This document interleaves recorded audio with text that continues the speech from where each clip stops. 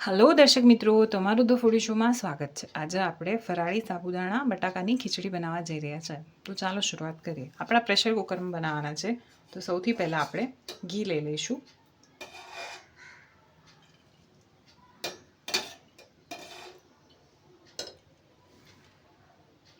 હવે ઘી ગરમ થાય એટલે આપણે તેની અંદર જીરું એડ કરીશું।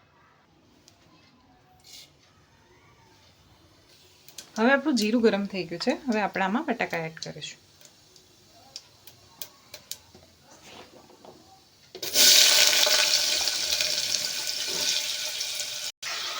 હવે આપણે બટેકા એડ કરી લીધા છે।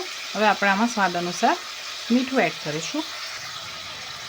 હવે આપણે લાલ મરચાંનો પાવડર એડ કરીશું। હવે આપણે આને સરખી રીતે મિક્સ કરી લઈશું।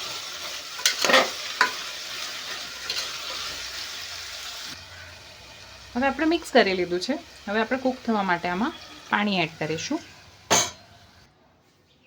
હવે પાણી એડ કર્યા પછી હવે આપણે આને કૂક કરી લઈશું અને 4 થી 5 વિસલ લગાડી લઈશું। હવે આપણે જ્યાં સુધી કૂક કરીએ છીએ ત્યાં સુધી આપણે આગળની પ્રોસેસ કરી લઈશું।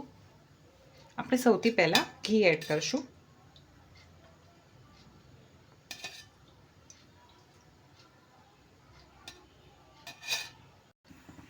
ઘી ગરમ થાય ત્યારે આપણે તેમાં જીરું એડ કરીશું।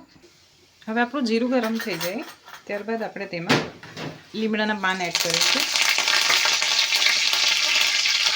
હવે આપણે આદુ અને મરચાં વાટીને લઈ લીધા છે તે એડ કરીશું।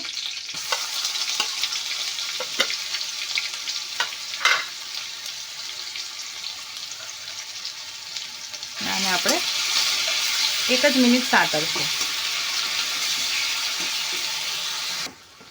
હવે આપણે આની અંદર આ સિંગદાણાનો પાવડર બનાવ્યો છે તે લઈ લઈશું અને હવે આપણે આને સોતે કરી લઈશું। અને તમારે 1 થી 1.5 મિનિટ જેટલું સોતે કરવાનું છે। હવે સોતે થઈ ગયું છે। હવે આપણે તેની અંદર સાબુદાણા એડ કરીશું। આપણે પલાળી લીધા છે અને હવે આમાં એડ કરી લઈશું। હવે આપણે આને પણ મિક્સ કરી લઈશું।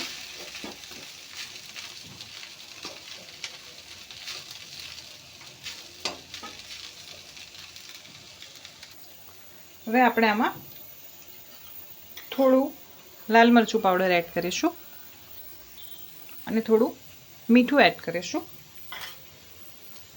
ને આને આપણે મિક્સ કરી લઈશું। તો આપણા સાબુદાણા કૂક થઈ ગયા છે। હવે જે આપણે બટાકાની ભાજી બનાવી હતી તે પણ આપણી કૂક થઈ ગઈ છે, જેમાં આપણે એડ કરી લઈશું।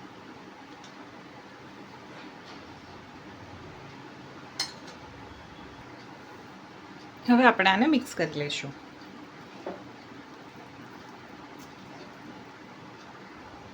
હવે આપણે આને થોડી મિનિટ માટે કૂક થવા દઈશું। હવે આપણી આ કૂક થઈ ગઈ છે। હવે આપણે તેને ધાણા વડે ગાર્નિશ કરીશું અને તમને સર્વ કરીને તો ગરમા ગરમ ખીચડી દહીં સાથે તૈયાર છે। Thank you.